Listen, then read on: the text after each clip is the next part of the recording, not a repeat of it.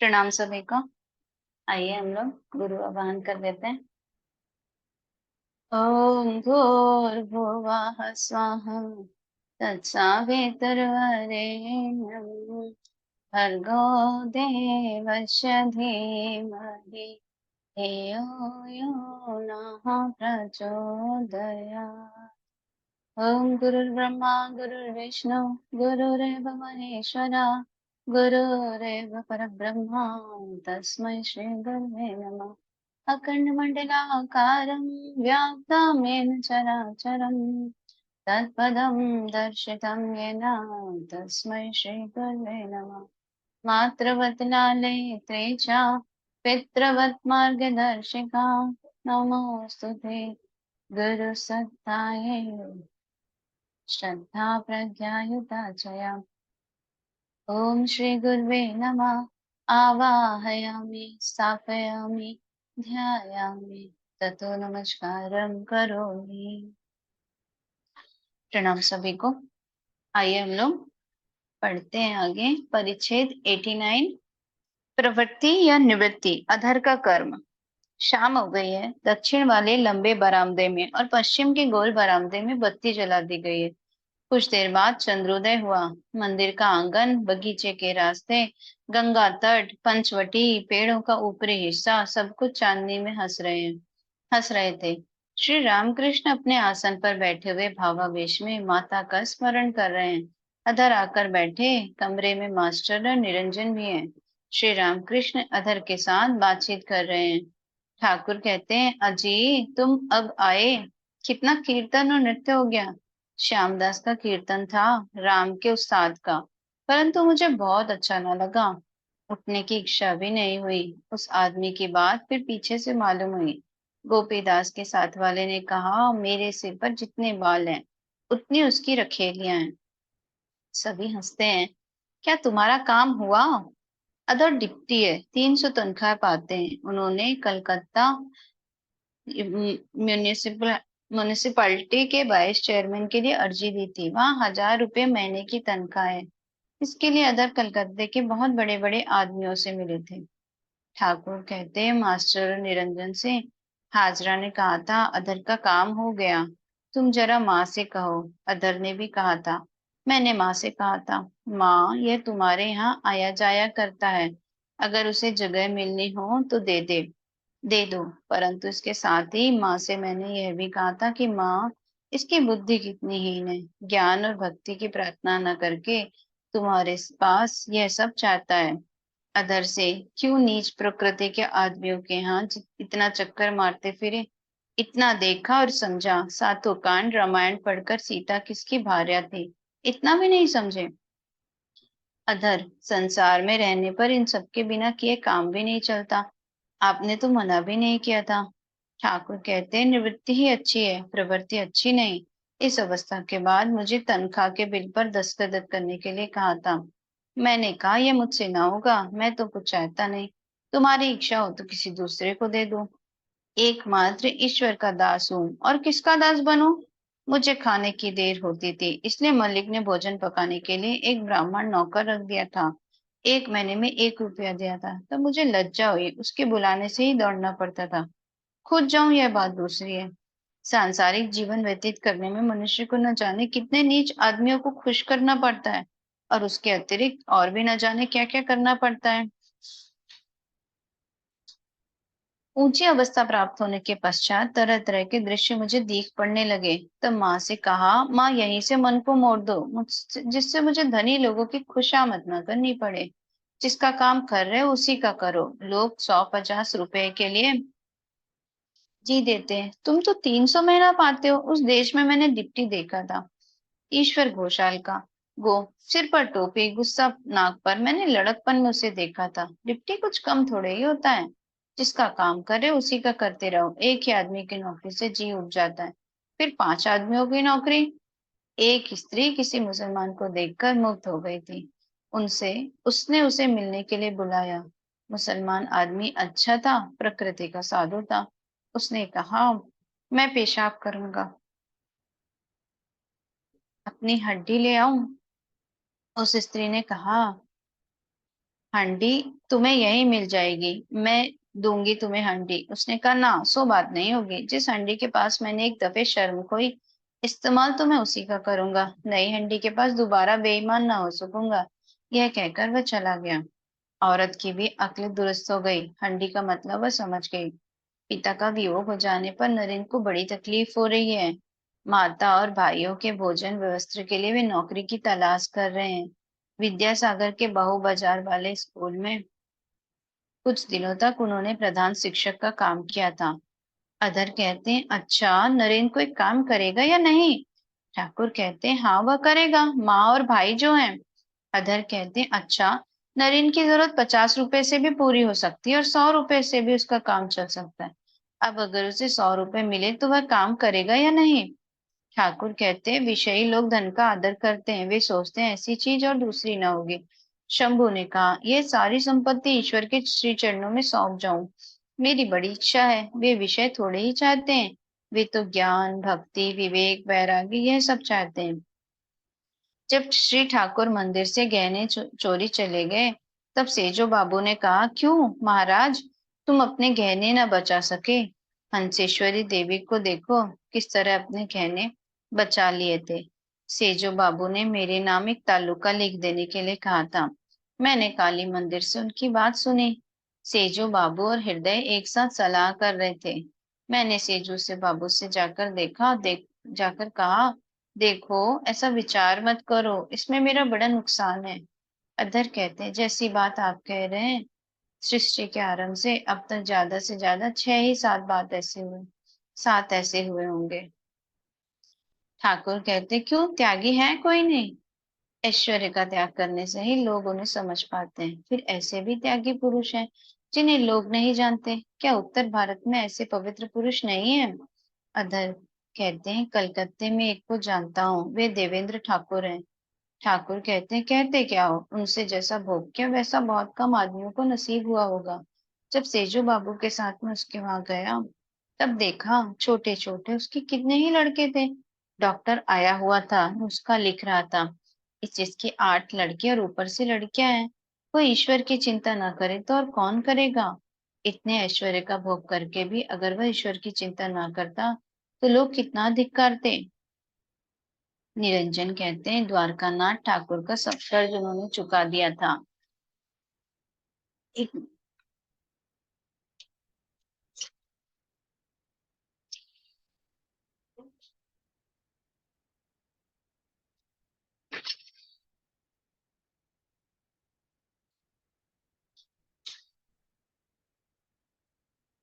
निरंजन कहते हैं, द्वारकानाथ ठाकुर का सब कर्ज उन्होंने चुका दिया था। ठाकुर कहते हैं, चल, रखिए सब बातें, अब चला मत। शक्ति के रहते भी जो बाप का किया हुआ कर्ज नहीं चुकाता वह भी कोई आदमी है?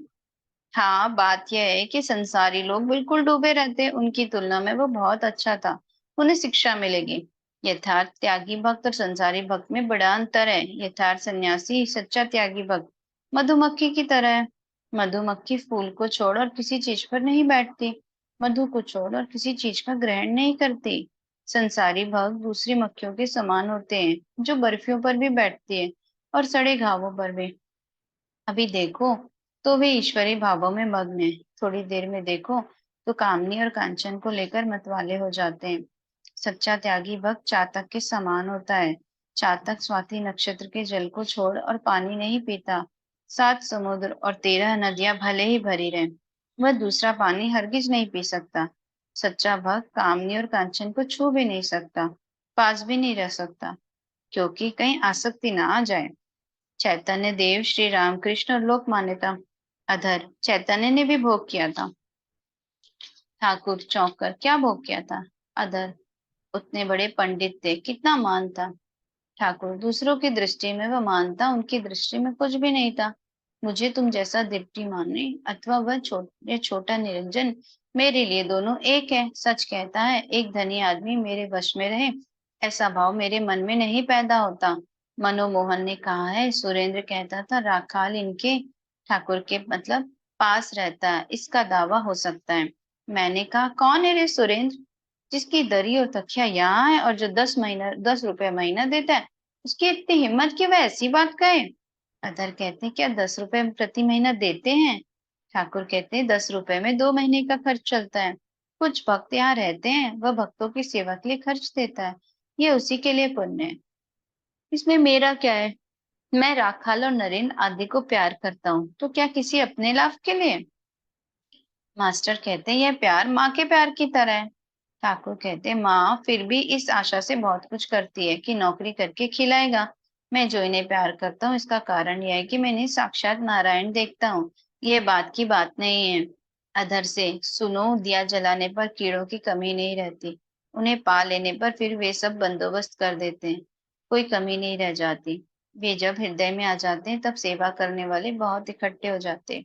कम उम्र कम उम्र का सन्यासी किसी गृहस्थ के यहाँ भिक्षा के लिए गया। वह जन्म से ही सन्यासी था। संसार की बातें कुछ न जानता था। गृहस्थ की एक युवती लड़की ने आकर भिक्षा दी।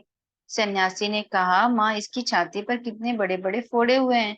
इस लड़की की माँ ने कहा, नहीं महाराज, इसके पेट से बच्चा होगा। बच्चे को दूध पिलाने के लिए ईश्वर ने इसे स्तन दिए हैं। इन्हीं स्तनों का दूध बच्चा पिएगा। तब सन्यासी ने कहा, फिर सोच किस बात की है? अब मैं क्यों भिक्षा मांगू? जिन्होंने मेरी सृष्टि की, वे ही मुझे खाने को भी देंगे। सुनो, जिस यार के लिए सब कुछ छोड़कर स्त्री चली गई, उससे मौका आने पर यह अवश्य कह सकती है कि तेरी छाती पर चढ़कर भोजन वस्त्र लूंगी। न्यांगटा कहता था कि एक राजा ने सोने की थाली और सोने के गिलास में साधुओं को भोजन कराया था। काशी में मैंने देखा, बड़े बड़े महंतों का बड़ा मान है। कितने ही पश्चिम के अमीर हाथ जोड़े हुए उनके सामने खड़े थे और कह रहे थे, कुछ आज्ञा हो। परंतु जो सच्चा साधु है, यथार्थ त्यागी है, वह ना तो सोने की थाली चाहता है और ना मान।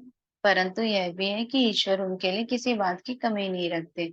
उन्हें पाने के लिए प्रयत्न करते हुए जिसे जिस चीज की जरूरत होती है, वे पूरी कर देते हैं।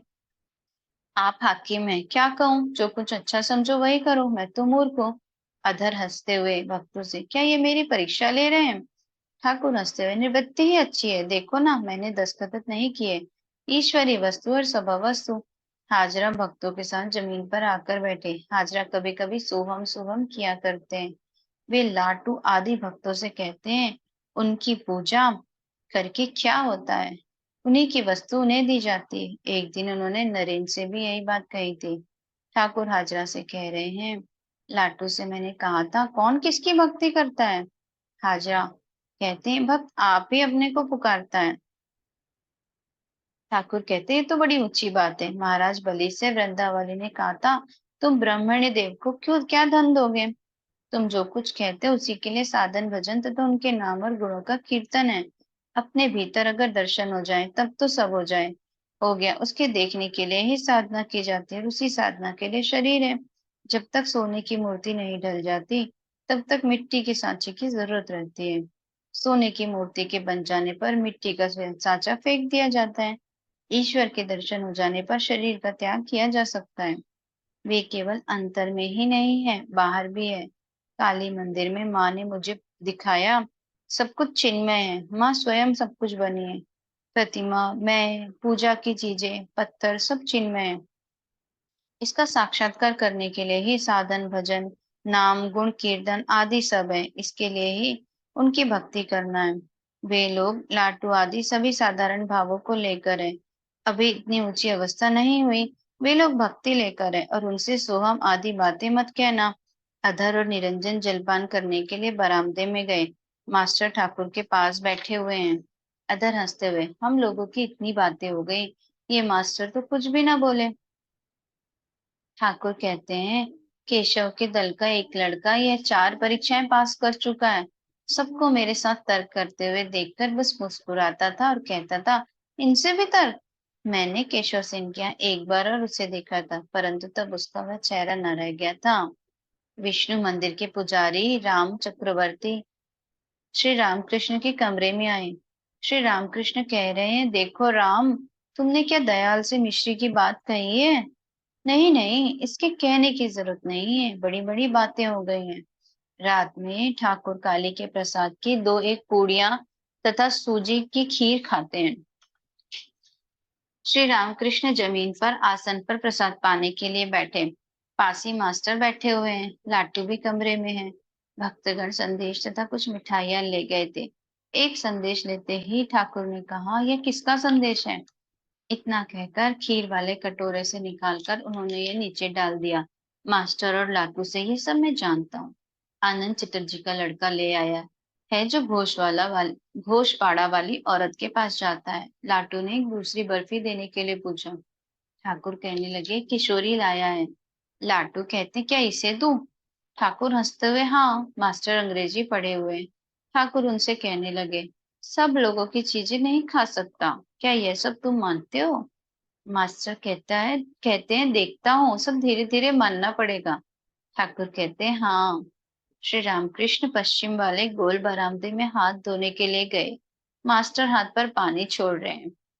शरत काल है, चांद निकला हुआ है, आकाश निर्मल है, भागीरथी का हृदय स्वच्छ दर्पण के समान झलक रहा है। भाटे का समय है, भागीरथी दक्षिण की ओर बह रही है। मुंह धोते हुए ठाकुर मास्टर से कह रहे हैं, तो नारायण को रुपया दोगे ना? मास्टर कहते, जी हाँ, जैसी आज्ञा, जरूर दूंगा। परिच्छेद 90। साधना तथा साधु संग। ज्ञान अज्ञान के परे चले जाओ, शशधर का शुष्क ज्ञान। श्री रामकृष्ण दोपहर के भोजन के बाद अपने कमरे में विश्राम कर रहे हैं। कुछ भक्त भी बैठे हुए हैं। आज नरेंद्र, भवनाथ आदि भक्त कलकत्ते से आए हैं। दोनों मुखर्जी भाई, ज्ञान बाबू, छोटे गोपाल, बड़े काली, ये भी आए हैं। तीन चार भक्त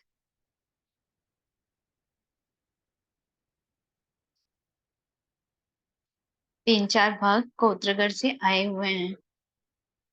उन्हें बुखार आया था। सूचना आई थी आज रविवार है, 14 सितंबर 1884। पिता का स्वर्गवास हो जाने पर नरेंद्र अपनी माँ और भाइयों की चिंता में पड़कर बड़े व्याकुल हैं। वे कानून की परीक्षा के लिए तैयारी कर रहे हैं। ज्ञान बाबू 4 परीक्षाएं पास कर चुके हैं। वे सरकारी नौकरी करते हैं। 10-11 बजे के लगभग आए। ठाकुर ज्ञान बाबू को देखकर, क्यों जी, एकाएक ज्ञानोदय, यह क्या? ज्ञान हंसते हुए,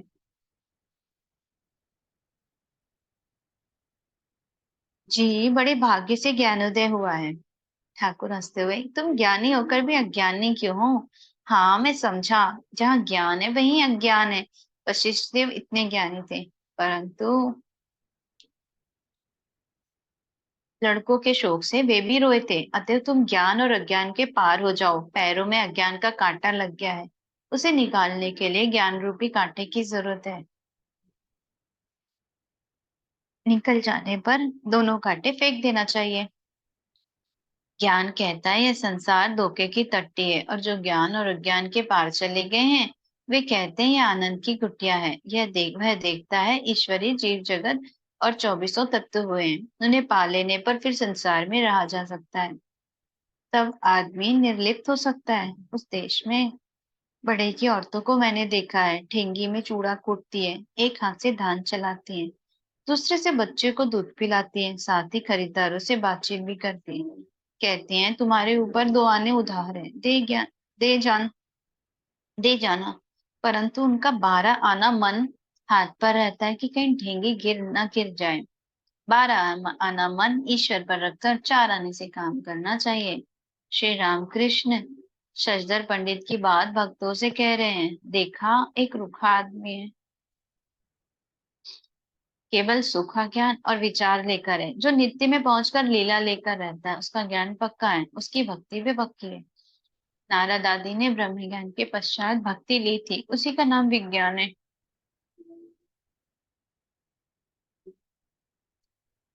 केवल ज्ञान शुष्क होता है, जैसे एकाएक फूट पड़ने वाले आतिशबाजी के अनुसार अनार। कुछ देर फूल छूटने पर तुरंत फूट जाते हैं। नारद और सुखदेव आदि का ज्ञान जैसे अच्छे अनार, थोड़ी देर एक तरह के फूल निकलते हैं, फिर बंद होकर दूसरी तरह के फूल निकलने लगते हैं। नारद और सुखदेव आदि का ईश्वर पर प्रेम हुआ था। प्रेम सच्चिदानंद को पकड़ने की रस्सी है।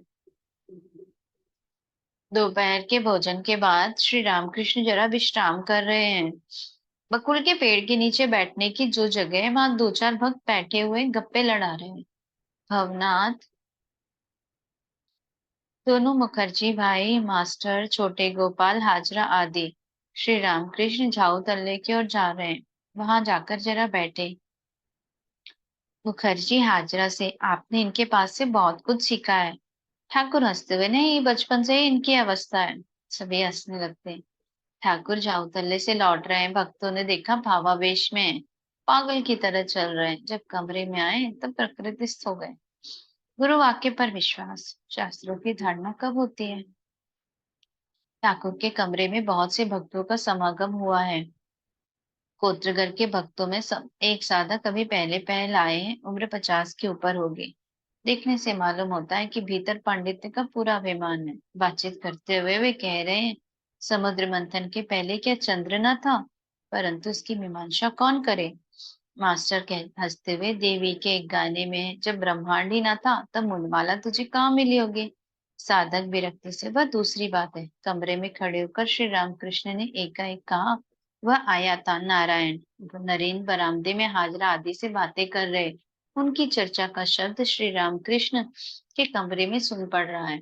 ठाकुर खूब बक सकता है, इस समय घर की चिंता में बहुत पड़ गया है। मास्टर मास्टर कहते, जी हाँ। ठाकुर बोलते, नरेन ने विपत्ति को संपत्ति समझने के लिए कहा था ना? मास्टर कहते, जी हाँ, मनोबल खूब है। बड़े काले, कम क्या है? ठाकुर अपने आसन पर बैठ गए। पुत्र करके एक भक्त ठाकुर से कह रहे, महाराज, ये साधक आपको देखने आए हैं, इन्हें कुछ पूछना है। साधक देह और सिर ऊंचा किए बैठे हैं। साधक कहते, महाराज, उपाय क्या है? ठाकुर कहते, गुरु की बातों पर विश्वास करना।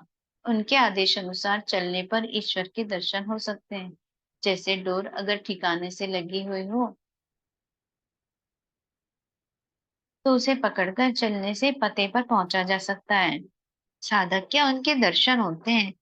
ठाकुर, वे विषय बुद्धि के रहते नहीं मिलते। कामनी और कंचन का लेश मात्र रहते, उनके दर्शन नहीं हो सकते। वे शुद्ध मन और शुद्ध बुद्धि से गोचर होते। वह मन चाहिए जिसमें आसक्ति का लेश मात्र न हो। शुद्ध मन, शुद्ध बुद्धि और शुद्ध आत्मा, ये एक ही वस्तु है। साधक कहते, परंतु शास्त्र में है, यतो वाचो निर्वर्तन्ते अप्राप्य मनसा स। वे मन और वाणी से परे हैं। ठाकुर कहते, रखो इसे। साधना किए बिना शास्त्रों का अर्थ समझ में नहीं आता। भंग भंग चिल्लाने से क्या होता है? पंडित जितने सर्राटे के साथ श्लोक की आवृत्ति करते, परंतु इससे होता क्या है? भंग चाहे जितनी देह में लगा ली जाए, पर इससे नशा नहीं होता। नशा लाने के लिए तो भंग पीनी ही चाहिए। दूध में मक्खन है, दूध में मक्खन है, इस तरह चिल्लाते रहने से क्या होता है? दूध जमाओ, दही बनाओ, मतो, तब होगा ना। साधक कहते, मक्खन बनाना ये सब तो शास्त्र की ही बातें हैं। ठाकुर कहते हैं, शास्त्र की बात कहने या सुनने से क्या होता है? उसकी ढाढ़ ना होनी चाहिए। पंचांग में लिखा वर्षा पूरी होगी, परंतु पंचांग दबाओ तो कहीं बूंद भर भी पानी नहीं निकलता।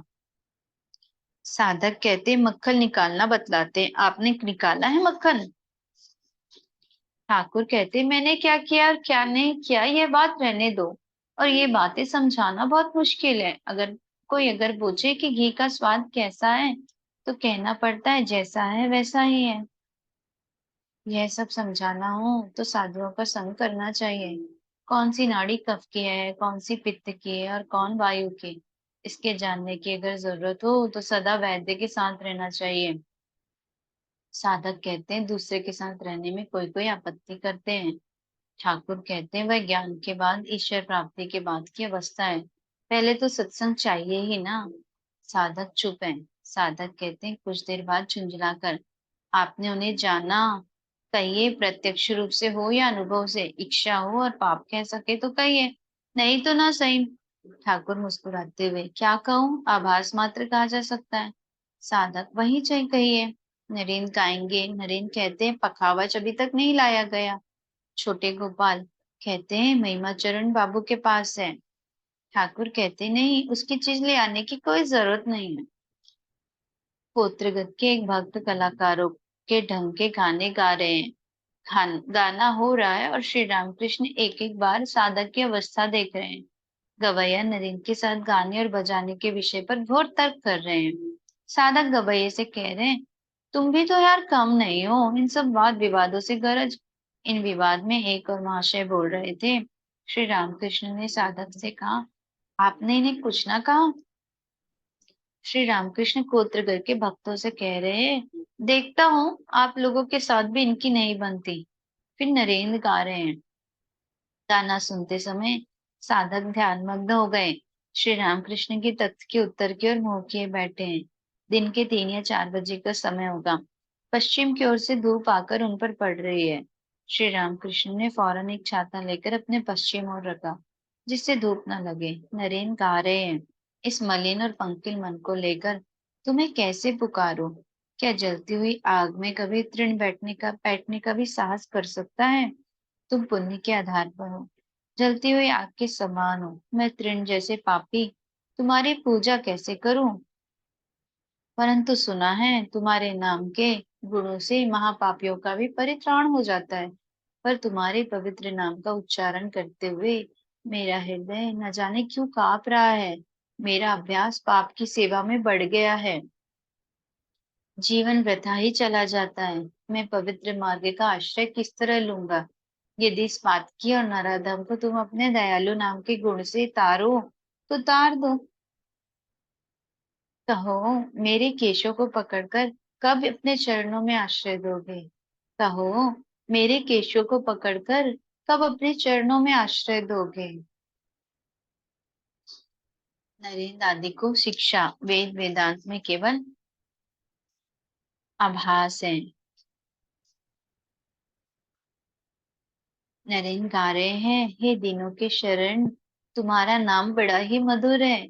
उसमें अमृत की धारा बह रही है। हे प्राणों में रमण करने वाले, उससे मेरे श्रवणेंद्रिय शीतल हो जाते हैं। जब कभी तुम्हारे नाम की सुधा श्रवणों का स्पर्श करती है, तो समस्त विषाद राशि का एक क्षण में नाश हो जाता है। हे हृदय के स्वामी चिदानंद घन, तुम्हारे नामों को गाते हुए हृदय अमृतमय हो जाता है। जो ही नरेन ने गाया, तुम्हारे नामों को गाते हुए हृदय अमृतमय हो जाता है। ठाकुर समाधि मग्न हो गए। समाधि के आरंभ में हाथ की उंगलियां, खासकर अंगूठा कांप रहा था। गोत्र करके भक्तों ने ठाकुर की समाधि कभी नहीं देखी थी। ठाकुर को मौन धारण करते हुए देखकर वे लोग उठे। भावनाथ कहते हैं, आप लोग बैठिए, यह उनकी समाधि की अवस्था है। गोत्रगर के भक्तों ने फिर आसन ग्रहण किया। नरेन गा रहे हैं। ठाकुर भावावेश में नीचे उतरकर नरेन के पास जमीन पर बैठे। बड़ी देर बाद जब कुछ प्राकृत अवस्था हुई, तब वहीं जमीन पर बिछी हुई चटाई पर जा बैठे। नरेन का गाना समाप्त हो गया।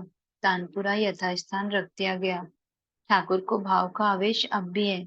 उसी अवस्था में कह रहे हैं, यह भला कैसी बात है माँ? मक्खन निकाल कर मुंह के सामने रखो, न तालाब में चारा छोड़ेगा, न बंसी लेकर बैठा रहेगा, बस मछली पकड़कर उसके हाथ में रख दो। कैसा उत्पात है माँ? तर्क विचार अब न सुनूंगा। कैसा उत्पात है, अब मैं फटकार दूंगा। वे वेद विधि के पार है। क्या वेदांत और शास्त्रों को पढ़कर कोई उन्हें प्राप्त कर सकता है?